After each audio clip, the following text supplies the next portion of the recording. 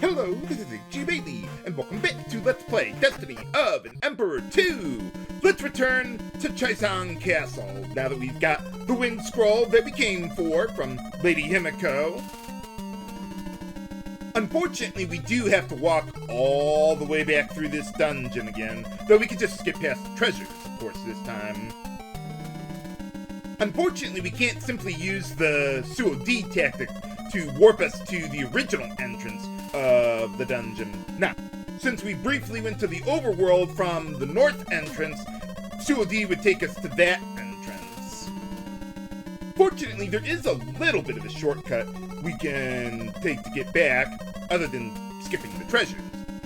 This time, just ignore any branching paths, and, well, we'll get there eventually. I kind of like the whole sequence here with Himiko and the Orochi, although I kind of wish they expanded on it a little more, like Dragon Warrior 3 did. As for the Wind Scroll that we just got, that's actually one of 2 items that we need in order to advance the plot. We could have gotten the other item first if we really wanted, but getting the Wind Scroll first gives us some more dialogue that gives us slightly more specific directions as to what we're supposed to do next.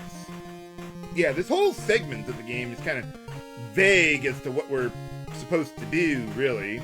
But in any case, let's see, back at the Wa village there's no new dialogue or anything. I mean, I could have rested up at the inn there if I wanted, but I'll do that when we get back to Chaisang there.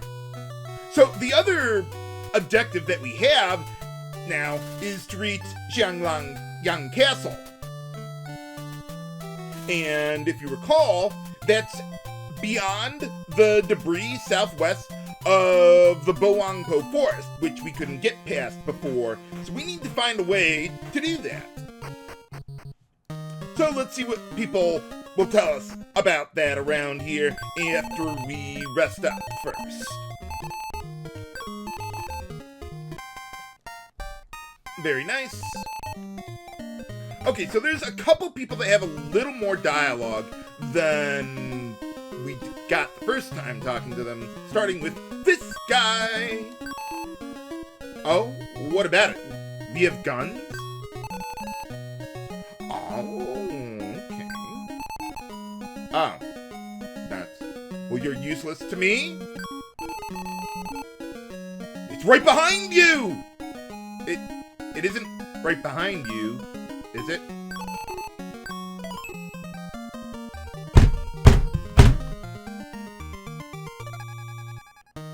Really, game? Really? Well, there's part 1 of the gunpowder that we need, but yeah, I mean, we could have picked it up earlier if I really wanted to, but, well, we got it now. Hooray! Let's see, I think one of the guys from Wu has something to say here as well. Oh, yeah, I suppose so. I mean, we got this wind scroll, I guess, to harness the power of the wind. I'm not exactly sure how that's going to be helpful. I think he was saying something earlier about the winter gusts or something conspiring against us or something or other, so we need to turn that against Cao Cao's fleet or something or other going on with that. We need it in order to advance the plot.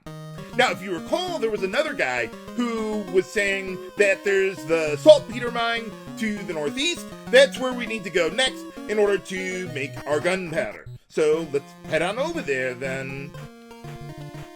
Whoop. Yeah, I want to try and stay on the plains if I can. I was going to say to use the Heyi array fighting on plains, but we're pretty much where we need to go anywhere. And there's a lot of water here, so yeah, Heyi wouldn't work very well there either. But in any case, there's the mine. Let's take a look around.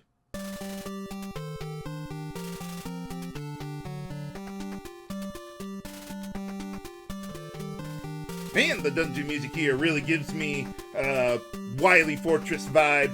I approve. One of the unique things about this dungeon is with the water here, you can actually fight pirate forces in here, and you can also use water tactics, if that would matter, which it doesn't, but pretty much any other dungeon in the game with water, you can't use water tactics, even though you're right next to it for some reason. Unlike the first game. Although, you can still fight named generals during battles here, and if you do, all the pirate forces will be replaced.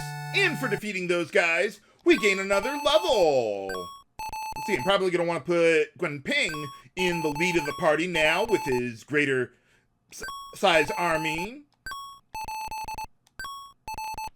And we learn another party buff, Yan. Basically, the way it works is it increases everyone's evasion by 25%, which may not sound like a lot, but in a game where evasion is at a premium, it's really good during longer boss fights against powerful physical attackers, so I can have a little bit more breathing room against them instead of healing constantly all the time. The way buffs work in this game, though, is rather strange. Unlike the first game, buffs aren't guaranteed to hit your party. In this game, they check the user's intelligence against that of the target. For party buffs, they only check against the intelligence of your party leader. And for making it all the way back here, we get the Saltpeter. Very nice. So now, let's get back over to Chaisang Castle. To get out of here, just use Suodi. Boom, we're out of here. Also, Yandun, when used as a field tactic, it'll basically use the smoke bomb effect, preventing you from getting into any random encounters for however many steps. I don't know, I forget the number. It's not worthwhile. But you could do it if you wanted. So that's pretty nice. So yeah, if there's a boss fight where I know that I'm going to want to use a party buff, I'll always have at least one low intelligence character in my traveling party so that I can put them into the lead to enable nearly guaranteed party buff accuracy. Just make sure that the user has at least 100 intelligence greater than the party leader, and you're good to go. Knowing that really makes buffs a lot more useful in this game. Okay, now that I'm healed up here, let's see. Okay, yeah, I want to put Guanping in the lead of my party now, since Lu Su isn't gaining soldiers for his army there. Let's see, as far as equipment goes, yeah, they have identical armor, so I don't need to switch things around. So, when I need to use a party buff, I'll usually put Zhang Fei in the lead because of his low intelligence there. It makes buffs a lot more accurate.